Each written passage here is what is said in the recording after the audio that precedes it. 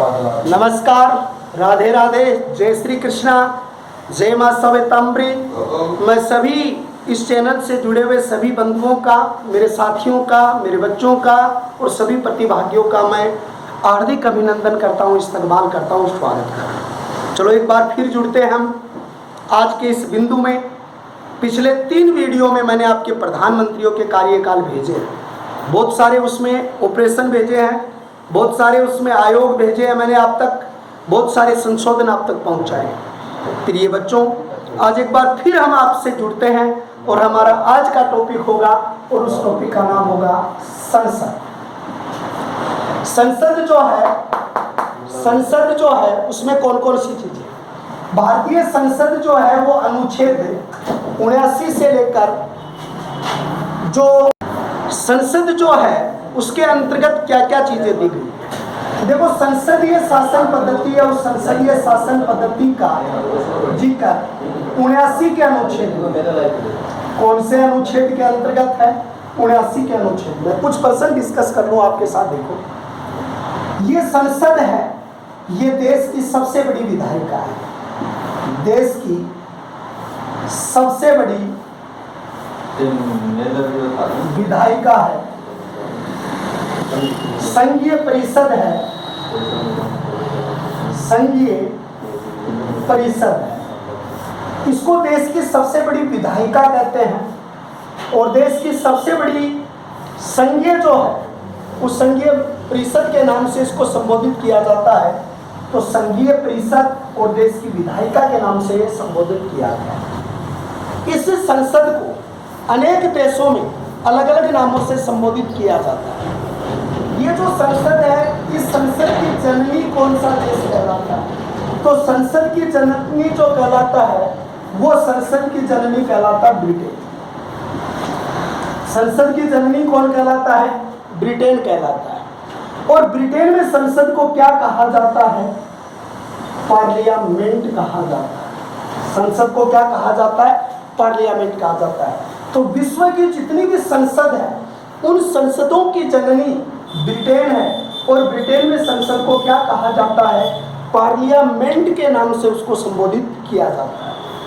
ये जो पार्लियामेंट है उसके अलावा इसको अफगानिस्तान में शोरा कहते हैं। इसी संसद को अफगानिस्तान में क्या कहते हैं? शोरा कहते हैं। एक बार भारत के पड़ोसी देशों की बात कर लें, इसको नेपाल में राष्ट्रीय पंचायत कहते हैं। नेपाल में क्या कहा जाता है? राष्ट्रीय पंचायत कहा जाता है।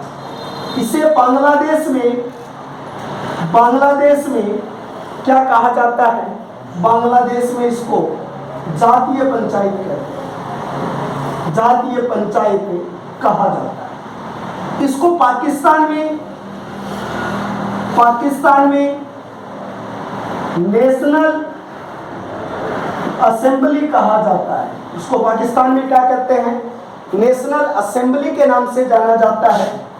इसको मालदीव में मजलिस कहा जाता है, मजलिस कहा जाता है। इसी को अमेरिका में कांग्रेस कहा जाता है। इसको अमेरिका में क्या कहा जाता है? कांग्रेस कहा जाता है। इसी को जापान में डाइट कहा जाता है। इसको जापान में क्या कहते हैं? जापान में डाइट कहते हैं। और जापान में डाइट के साथ इसे रूस में डेयुमा कहा जाता है। इसे रूस में क्या कहा जाता है? डेयुमा के नाम से संबोधित किया जाता है या डेयुमा इसे कहते हैं। स्विट्जरलैंड में इसे संघीय परिषद के नाम से इसको संबोधित किया जाता है या संघीय परिषद कहते हैं। तो अनेक जो विश्व जगत के श्रेष्ठ लोकतांत्रिक देश हैं, उस लोकतांत्रिक देशों में इनको अलग अलग नाम दिया जाता है। तो हमारा टॉपिक जो है संसद, भारत के संविधान के आर्टिकल 79 में संसद का उल्लेख है। देश की सबसे बड़ी विधायिका इसे कहा जाता है और जिसे संघीय परिषद भी कहा जाता है। ब्रिटेन एक ऐसा राष्ट्र है जो विश्व जगत की जितनी भी संसद है उनकी जननी है। ब्रिटेन में इसको पार्लियामेंट कहते हैं। अफगानिस्तान हमारा पड़ोसी देश है, वहाँ इसको शोरा कहा जाता है। नेपाल में इसको राष्ट्रीय पंचायत कहा जाता है। बांग्लादेश में इसको जातीय पंचायत कहा जाता है। पाकिस्तान में नेशनल असेंबली कहा जाता है। मालदीव में मजलिस कहा जाता है। अमेरिका में कांग्रेस कहा जाता है। जापान में इसको डाइट कहा जाता है। रूस में इसको ड्यूमा के नाम से संबोधित कहा किया जाता है। और इसे संघीय परिषद जो है वो स्विट्जरलैंड ऐसा देश है जहाँ पर कहा जाता है। भारत की संसदीय शासन पद्धति जो है, भारत में जो शासन पद्धति है संसदीय, वो संसदीय शासन पद्धति किसके ऊपर आधारित है? वेस्टमिनिस्टर पद्धति पर आधारित है। किस पर आधारित है? वेस्टमिनिस्टर पद्धति पर आधारित है। तो वेस्टमिनिस्टर पद्धति है, वेस्ट का मतलब होता है पश्चिमी क्षेत्र, और मिनिस्ट्री जो मिनिस्ट्रीय व्यवस्था है उस वेस्टमिनिस्टर पद्धति पर आधारित है, जिसको आप क्या कहा जाता है? भारतीय संसद के नाम से उसको संबोधित किया जाता है, या भारत की संसद उसे कहा गया है। अगली बात यहाँ पर यह आती है कि भारतीय संसद जो है, उस भारतीय संसद के निर्माण कब शुरू हुआ?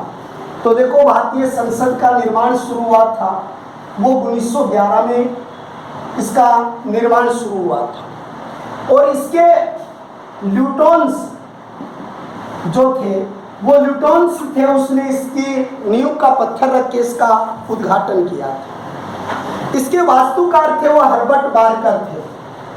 हर्बर्ट बारकर जो थे वो इसके वास्तुकार थे। और संसद का उद्घाटन 1927 में इरविन के द्वारा किया गया। किसके द्वारा किया गया था? इरविन के द्वारा भारत की संसद जो है उसका उद्घाटन किया गया। भारतीय संसद भवन के अंतर्गत जो गुलाबी पत्थर का प्रयोग हुआ है, उस गुलाबी पत्थर का प्रयोग जो किया गया है, ये गुलाबी पत्थर जो है, इस गुलाबी पत्थर को कहाँ से लिया गया है? तो आप यहाँ पर क्या लिखेंगे? करौली से ये जो पत्थर है उस पत्थर का उपयोग किया गया है। भारत की जो संसद है वो कितनी अंग है? इसके संसद के कितने अंग हैं? तो पहले नंबर पर आप लिखोगे आर्टिकल 79। सबसे पहले आप क्या लिखोगे? आर्टिकल 79। और आर्टिकल 79 में 3 चीजों से आपको ये बनाया गया है।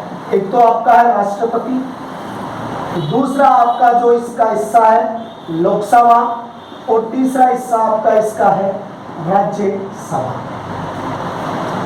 तो भारत के संविधान में संसद का उल्लेख 79 के अनुच्छेद, इसे वेस्टमिनिस्टर पद्धति पर है। देश की संघीय परिषद है, देश की सर्वोच्च संस्था है जहां पर कानूनों का निर्माण होता है। देश की सर्वोच्च सत्ता है जो देश का शासन संचालित करती है। और ये संसद 3 अंगों से मिलकर बनती है, राष्ट्रपति, लोकसभा और राज्यसभा। 79 के अनुच्छेद। संसद की जो शक्तियां हैं उन शक्तियों का उल्लेख या उसके गठन से लेकर उसकी शक्तियों का उल्लेख जो अनुच्छेद है 79 से 122 तक। कितने तक है? शक्तियों का उल्लेख अनुच्छेद 79 से लेकर 122 तक की जो शक्तियां हैं वो भारतीय संसद संबंधी क्या है? शक्तियों का उल्लेख उसके अंतर्गत दिया गया। भारतीय संसद के 2 सदन हैं। एक सदन है लोकसभा, जिसके गठन की बात कही गई है 81 के अनुच्छेद, और एक है संसद का सदन है जिसका नाम है राज्यसभा, और राज्यसभा के गठन की बात कही गई है वो कितनी है? 80। तो लोकसभा के गठन की प्रक्रिया वो 81 में है और राज्यसभा की 80 में। लोकसभा को लोगों का सदन कहते हैं, लोगों का सदन कहते हैं। इसे लोकप्रिय सदन कहते हैं, अस्थायी सदन कहते हैं। तो लोकप्रिय सदन है, अस्थायी सदन है, लोगों का सदन है। और दूसरी बात, राज्यसभा वरिष्ठ सदन है, उच्च सदन है, स्थायी सदन है।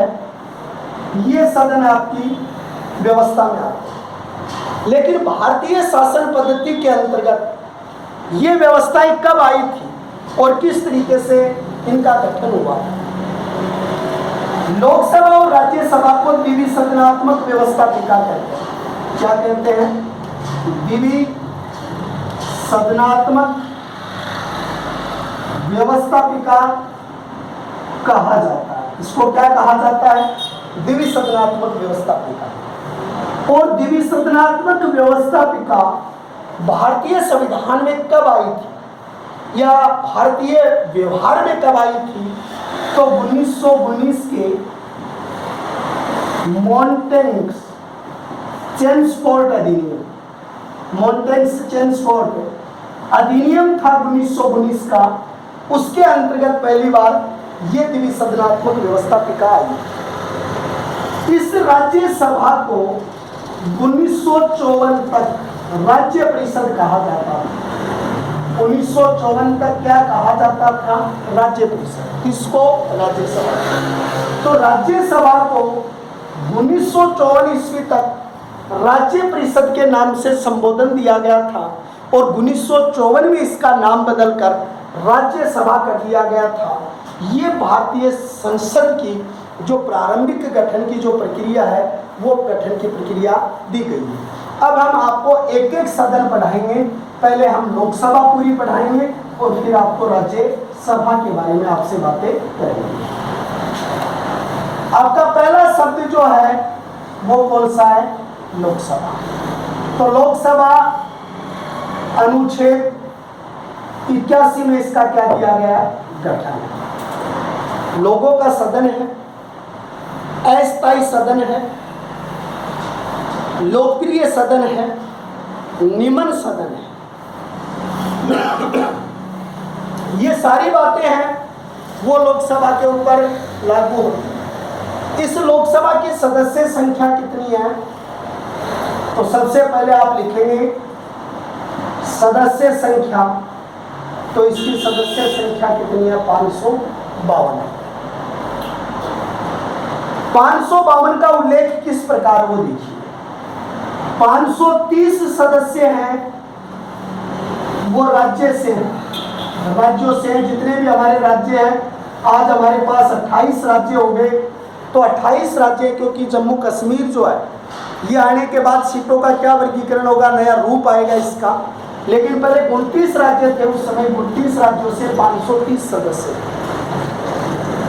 20 सदस्य हैं वो 20 सदस्य केंद्र शासित प्रदेशों से।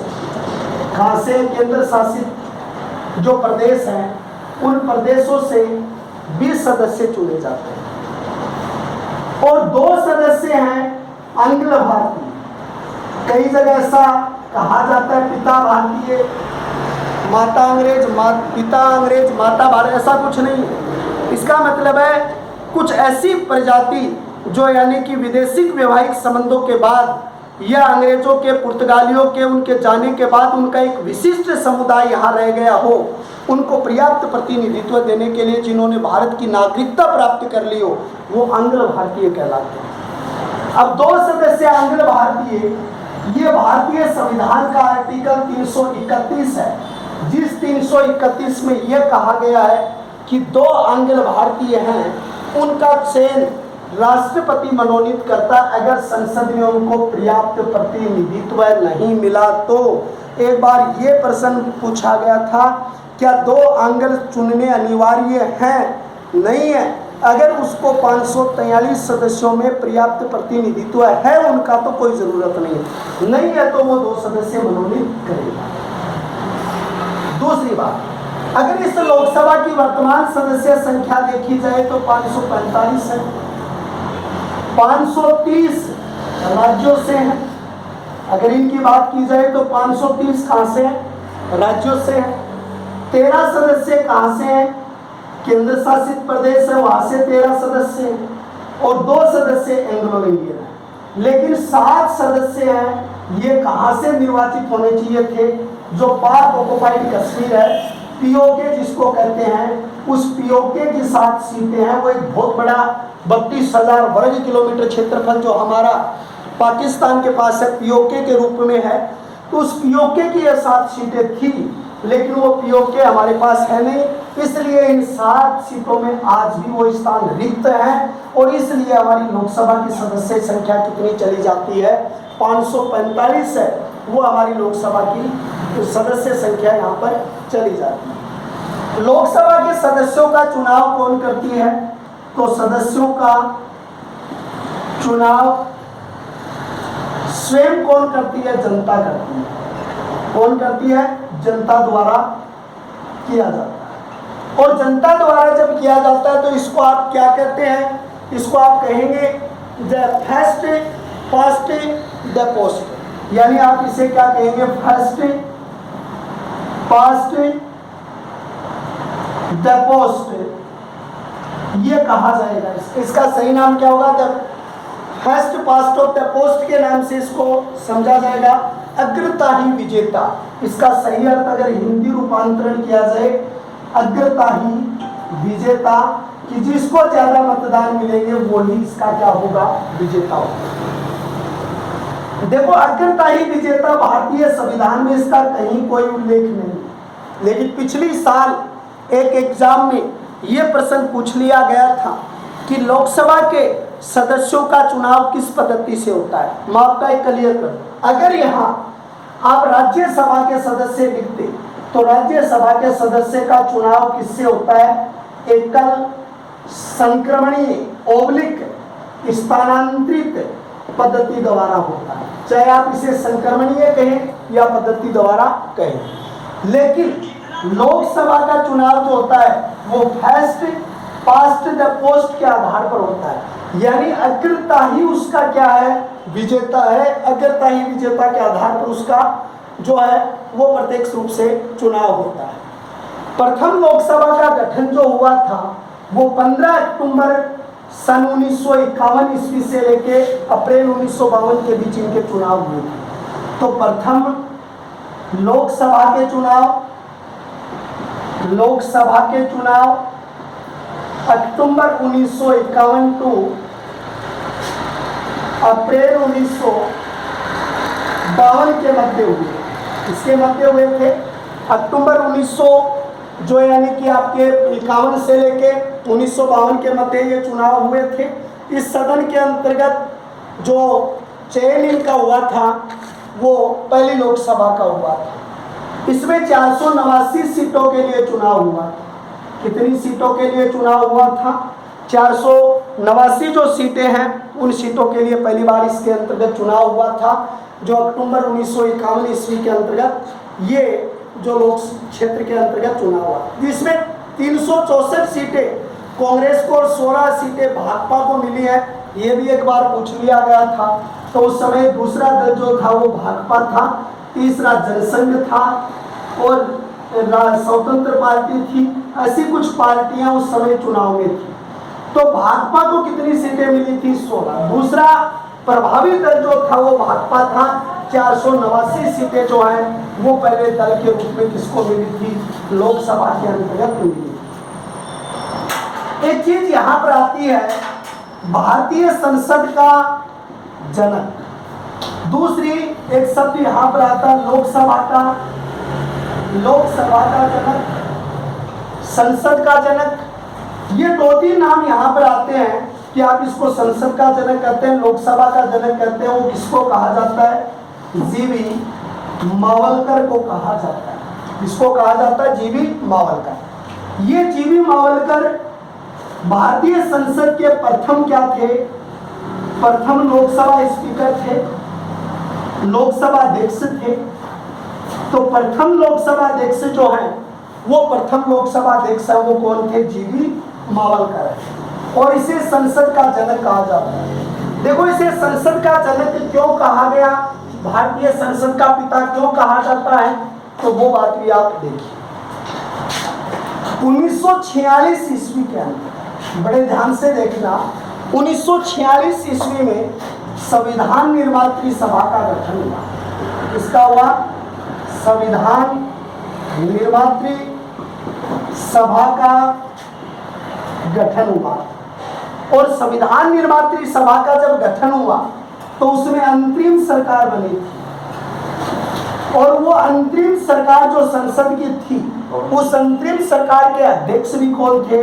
उस अंतरिम सरकार के अध्यक्ष भी जीवी मावलकर थे, और जीवी मावलकर जो थे इसलिए लोकसभा के पिता कहे जाते हैं। दूसरी बात, वर्तमान समय में लोकसभा अध्यक्ष है वो कौन है? तो कोटा क्षेत्र के हैं ओम बिरला। वर्तमान अध्यक्ष कौन है? तो वर्तमान अध्यक्ष है ओम बिरला है। जो कहां से है? ओम बिरला है, वो कोटा क्षेत्र से आते हैं। दूसरी बात, एक शब्द आता है कि प्रमोट स्पीकर क्या है? लोकसभा के अंतर्गत एक शब्द आता है, यानी प्रमोट जो स्पीकर है या प्रोटेम स्पीकर, ये यानी कि प्रमोट स्पीकर या प्रोटेम स्पीकर जो क्या है, इसका संविधान में कहीं उल्लेख नहीं है। ये संविधान में इसका कोई उल्लेख नहीं है। केवल जब नई लोकसभा का गठन किया जाता है तो नई लोकसभा के गठन पर, यानी जब बहुमत साबित करता है लोकसभा का नेता, जो प्रधानमंत्री, सरकार बनती है, जब तक नया लोकसभा अध्यक्ष नहीं होता है तब तक उस सदन की कार्रवाई के लिए अस्थायी रूप से इसकी नियुक्ति की जाती है। जब पहली लोकसभा का गठन हुआ था अप्रैल 1952 में, तो कमलकांत जो छिंदवाड़ा क्षेत्र थे वहां से चुनाव जीत कर आए थे। तो कमलकांत जो छिंदवाड़ा क्षेत्र से, जो अभी 16वीं लोकसभा के जो प्रमोट स्पीकर जो थे, प्रोटेम स्पीकर थे, वो रहे थे छिंदवाड़ा क्षेत्र के कमलकांत। तो उसका लेकिन संविधान में इसका कहीं कोई उल्लेख नहीं है। फिर लोकसभा अध्यक्ष का उल्लेख भारतीय जो संविधान का आर्टिकल है 93, उस 93 के में ये कहा गया, जब भी नई संसद का गठन होता है तो लोकसभा जो है, क्योंकि राज्यसभा का तो पदेन सभापति जो है वो 64 के अनुच्छेद में उपराष्ट्रपति होता है, और राज्यसभा की अध्यक्षता वो करता है 89 के अनुच्छेद में इस बात का उल्लेख है। तो लोकसभा अपने में से एक को अध्यक्ष और एक को उपाध्यक्ष बनाती है। वो आर्टिकल कितने के अंतर्गत इसका उल्लेख किया जाता है? 93 के आर्टिकल में इस बात का उल्लेख किया जाता है। दूसरी बात देखिए, भारतीय जो लोकसभा है उस लोकसभा में क्या क्या चीजें खासियत है इसकी, और कौन कौन सी चीजें हैं जो केवल लोकसभा के लिए लागू होती हैं। सबसे पहली शब्दावली आपको पूछता है तो लोकसभा का गठन पूछता है, इसमें आप पहला अनुच्छेद लिखते हैं 81। फिर एंग्लो इंडियन पूछता है तो आप 331 का जिक्र इसके अंतर्गत कर देंगे।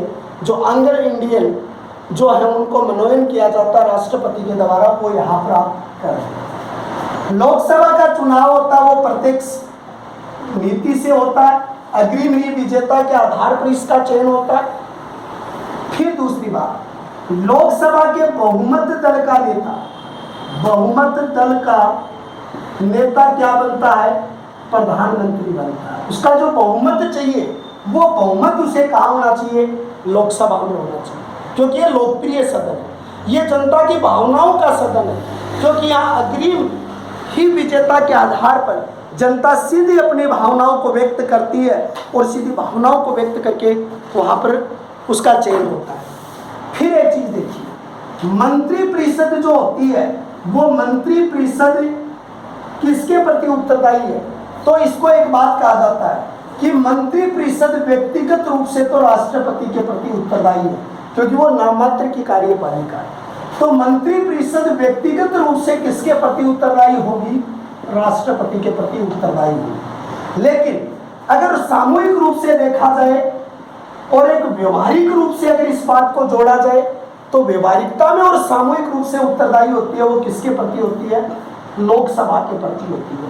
और इस बात का उल्लेख भारतीय संविधान के आर्टिकल 75 के भाग 3 के अंतर्गत इसका प्रयोग किया गया कि लोकसभा में जो मंत्री परिषद है वो सामूहिक रूप से किसके प्रति उत्तरदायी है? संसद के प्रति क्या है? तो लोकसभा के प्रति क्या है? उत्तरदायी है। तीसरी चीज देखिए, मंत्री परिषद के विरुद्ध अविश्वास प्रस्ताव आता है। अब आप एक दो बातें देखिए, अटल बिहारी वाजपेयी ने 91वां संवैधानिक संशोधन किया 2003 में, उसकी सरकार थी। तो 91वां संवैधानिक संशोधन हुआ वो 2003 में हुआ, और इसमें दो बात कही गई। एक तो दल बदल वाली बात को सशक्त किया गया, और दूसरी मंत्री परिषद का आकार 15% तक निर्धारित कर दिया गया कि उससे ज्यादा नहीं हो सकता। और 15% मंत्री परिषद का आकार होगा, वो किसका 15% होगा? लोकसभा का 15%। इसलिए कहा गया है कि मंत्री परिषद के विरुद्ध अगर अविश्वास प्रस्ताव आता है तो वो अविश्वास प्रस्ताव हमेशा कहाँ प्रस्तुत किया जाएगा? लोकसभा के अंतर्गत प्रस्तुत किया जाएगा या लोकसभा में ही उसका प्रस्तुतिकरण दिया जाएगा। फिर देखिए लोकसभा कौन सी जगह और विशिष्टता है लोकसभा की। भारतीय संविधान का एक आर्टिकल है 108 जो अपने ऑस्ट्रेलिया के संविधान से लिया है। 108 के अंतर्गत हम लोकसभा का संयुक्त अधिवेशन, लोकसभा प्लस राज्यसभा के संयुक्त अधिवेशन का प्रावधान, संयुक्त अधिवेशन का प्रावधान दिया गया है कि भाई संयुक्त अधिवेशन। लेकिन ये कितने के अनुच्छेद में है? 108। अगर पहली बात तो अभी ये पूछी जाए कि हमने कौन से देश के संविधान से लिया है, तो हमने ऑस्ट्रेलिया के संविधान से इसको भारतीय संविधान में जोड़ा गया है, जो संयुक्त अधिवेशन की बात इसके अंतर्गत कही जाती है। संयुक्त अधिवेशन है, उसकी 3 बातें प्रमुख हैं। पहली बात, संयुक्त अधिवेशन कौन बुलाता है? तो संयुक्त अधिवेशन राष्ट्रपति बुलाता है। कौन बुलाता है? राष्ट्रपति द्वारा बुलाया जाता है। बड़ी महत्वपूर्ण बात है, क्योंकि मैंने अभी भी कहा था कि सफलता का कोई शॉर्टकट नहीं होता। आपसे ये पूछ ले कि संयुक्त अधिवेशन कौन बुलाता है, तो भारत का राष्ट्रपति बुलाता है। फिर इसका बात है कि कारण क्या है बुलाने का।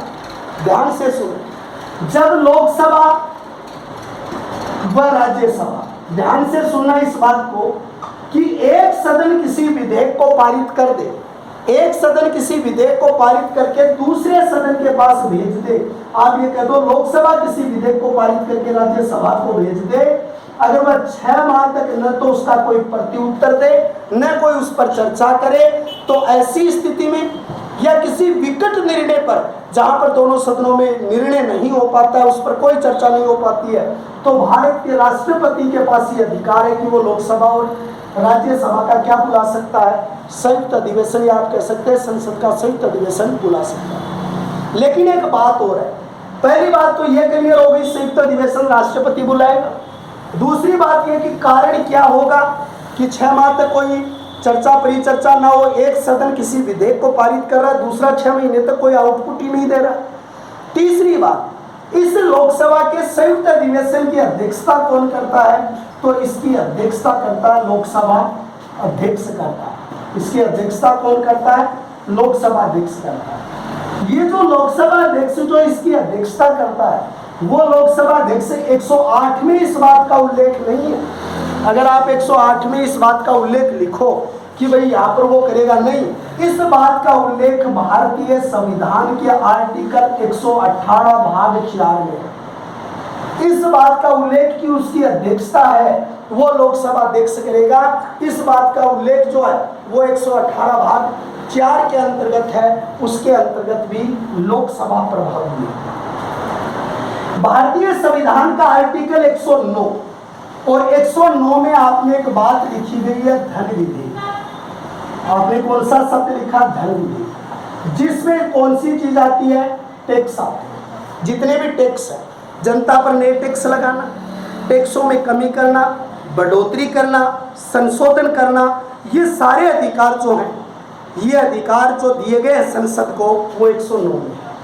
अब पहली बात ये बताइए, क्या कारण है कि धन विधेयक या वित्त विधेयक को लोकसभा अध्यक्ष तय करता है? एक तो ये बहुत ही बड़ा प्रश्न है, क्यों करता है उसको? एक बड़ा प्रश्न यह है कि धन विधेयक या जो वित्त विधेयक है वो पहले लोकसभा में क्यों प्रस्तुत किया जाता है? इसके 2 रीजन है। पहला रीजन देखिए, आपने कहा कि जितने भी टैक्स है वो जनता देती है। जितने टैक्स होते हैं वो जनता पर, चाहे वो जीएसटी हो चाहे कोई और टैक्स हो, वो जनता सीधे रूप से देती है।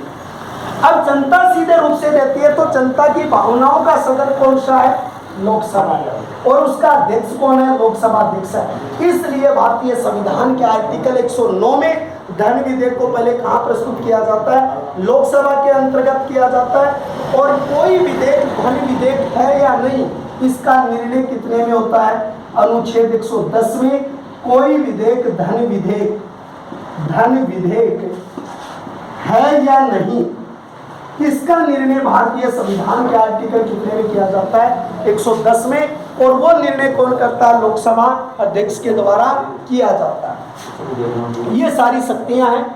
तो आगे कल फिर हम लोकसभा की कुछ बची हुई बातें और राज्यसभा के विशिष्ट बिंदुओं के बारे में पढ़ेंगे। आज हमने केवल लोकसभा की गठन और प्रकृति के बारे में आपसे बातें की है। कल एक बार फिर मिलते हैं, नए वीडियो में आपसे मुलाकात होती है। जय हिंद, जय भारत।